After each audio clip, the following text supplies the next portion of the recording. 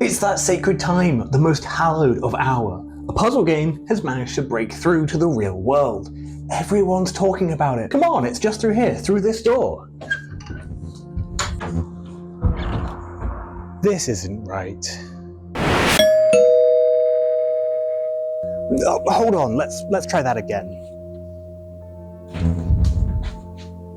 Well, at least I'm back inside. I have a problem, and that's having too much stationery. Once I stated out loud that I'm trying to write novels, my friends started gifting me notebooks. And then I'm also a sucker for things that are nice, so I got more notebooks. But here's the problem. I don't write notes. I'm not a nerd. Across my whole life, I've never once written a note down, be it for secondary school, my years at university, or even the rest of my adult life. Why write things down when it's all stored up here in Chris HQ? So why do I even own all of these notebooks? I should go throw them in the bin, 1 second.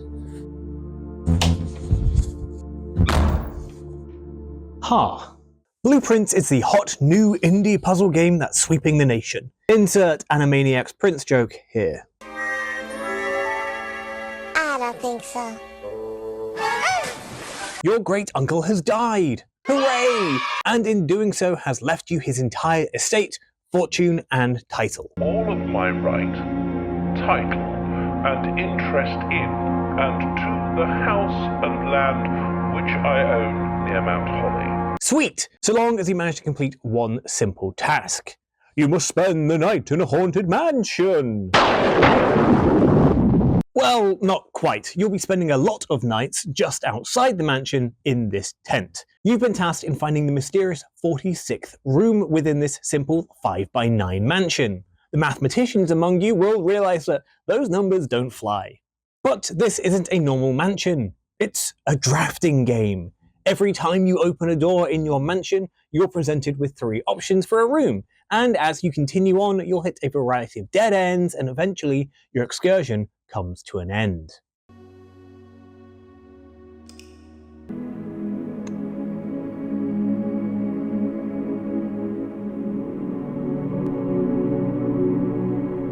The thing is, one little nap and you're ready to go again. Except, well, everything's now different. Things aren't quite as they originally seemed, evoking roguelite game elements. Every day counts as a new run, and each new run presents a fresh new mansion to try, and make your way to the mysterious Room 46. Now then, if things are different, that means...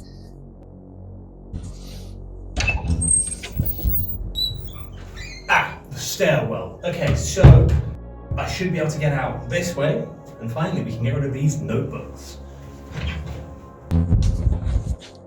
But this is the 2nd floor. Okay, so you might begin to realize that you need to do a bit of puzzling and brain wrangling to get to this mythical 46th room, wherever that may be, probably near the end. As you go about your journey, you'll be juggling all sorts of resources like money, keys, and beautiful gemstones. Oh, how the other half live. But importantly, the main puzzle you'll be trying to solve is puzzles. Your journey will present you with all sorts of notes and tidbits of information, but that's fine because how hard can it be to remember a simple 4-digit code? I'm not writing that down no matter how much the game keeps telling me to. I'm no nerd. Sometimes these puzzles are very obvious, such as this literal puzzle room. Each day it presents you with a new and fun little logic puzzle, or this dartboard, which provides the most nightmarish puzzle of them all, mathematics. These puzzles normally provide you with the keys and gems needed to progress on your journey, with keys opening locked doors and gemstones allowing you to draft rarer and more useful rooms into your mansion run. The way these rooms all slot together and get in your way is the central thrust of this game. Or is it? But this game isn't all just simply opening doors. There are a whole host of tidbits to discover, and a lot of these help you in your journey through the mansion. Like this simple orchard with a numerical code to open. Which, I mean, this is a straightforward puzzle. I just have to put in that code from earlier. What was the code again?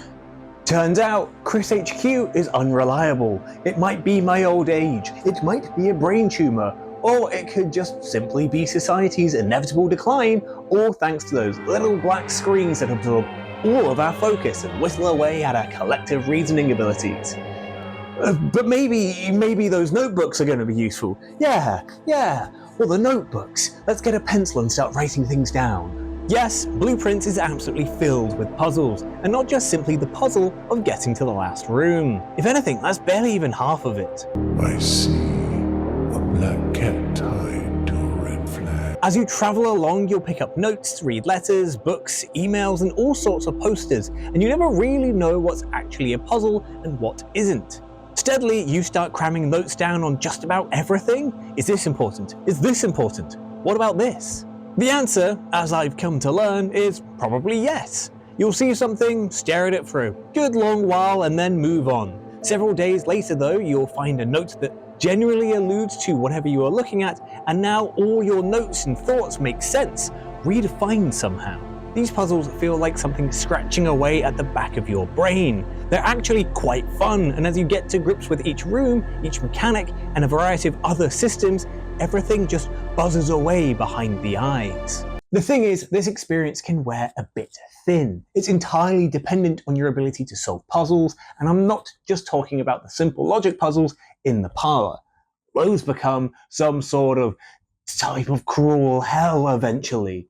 But instead, I'm talking about being able to associate cryptic clues with their real-life counterparts.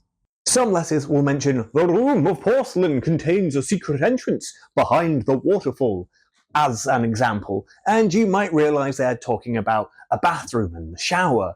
Or not, and that particular thread dies right there. 1 second, I think I can get out by going through the window.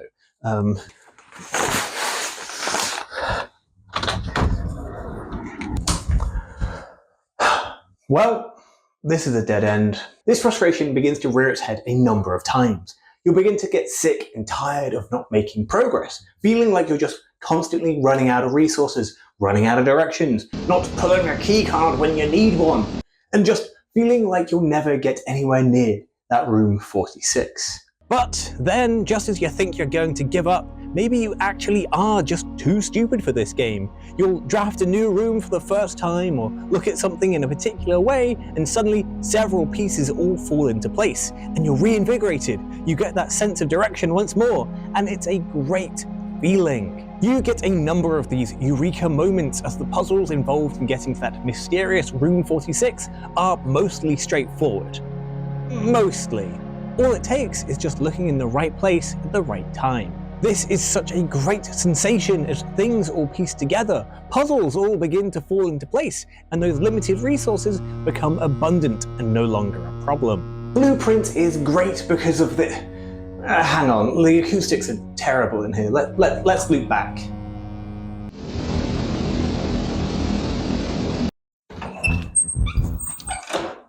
Again? Anyway, Blueprints is great because of this. It has a way of scratching away at that problem-solving part of your brain and just keeping that goal dangling just within reach of the old cranium. Then when you finally get there, well, you discover more puzzles, there's more to do, and eventually you begin to approach something that might, well, possibly seem like an end. Except it's not the end. There's always another secret, and your notebook isn't done just yet. There may be plenty of things you've written down and not made any sense of yet. Just how far does this rabbit hole go? This is where patience with Blueprints really begins to wear thin.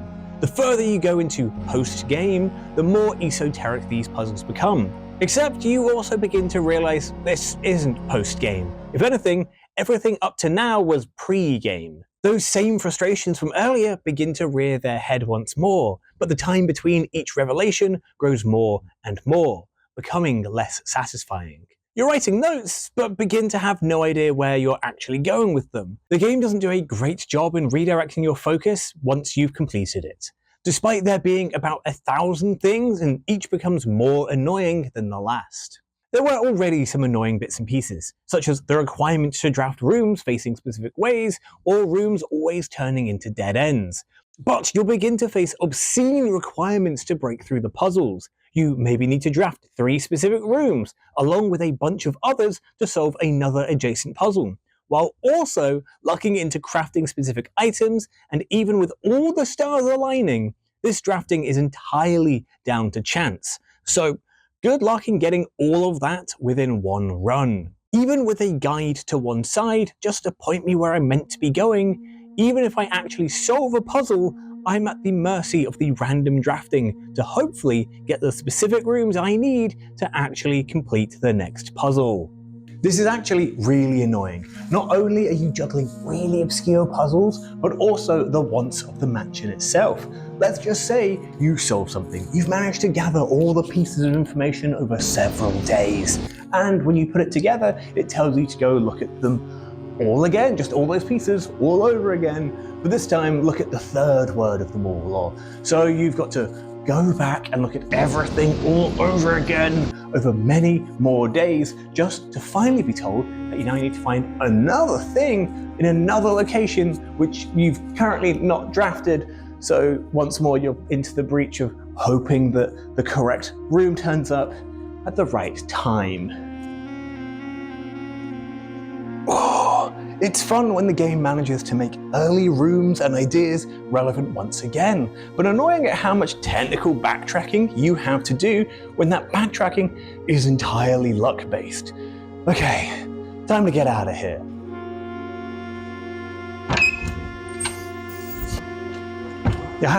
Back outside. I forgot the notebooks.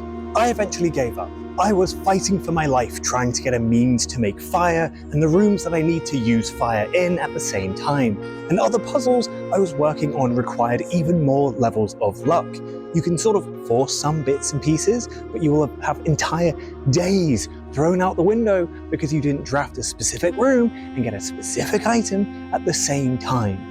And those are the literal gate to progress. All the notes in the world are meaningless if you don't actually get to the thing to put them into to turn up. When the puzzles are increasingly esoteric and difficult, those early days of things being understandable, long lost, it becomes more annoying when that's paired with just this wall that has nothing to do with anything beyond luck. That said, Blueprint is great. The first part of it was wonderful and this incredible brain scratcher. But eventually you'll get into the weeds, and while you're in those weeds, you also snag on the underbrush as things that were part of the experience in the early game, the luck of the draw, become actively annoying as you just want to work through the 7 levels of hell that are the end game puzzles. Okay, I'm going back indoors. It's locked. I don't have my keys. How have I run out of keys? I thought I was past this.